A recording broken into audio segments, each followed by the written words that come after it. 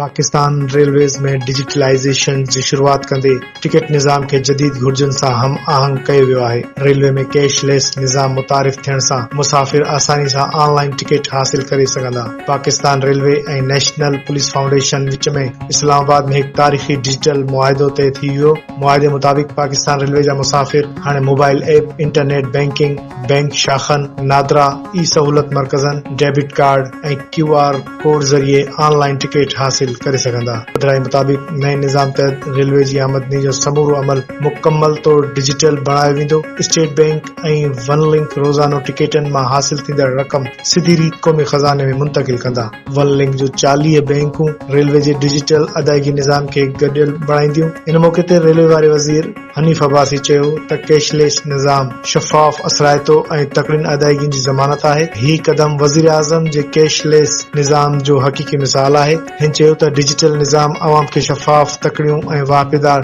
दोस्त सहूलतूं फराहम कंदियूं, जॾहिं त डिजिटल टिकटिंग सां रेलवे सर्विस में शफ़ाफ़ियत ऐं एतमाद में वाधारो थींदो।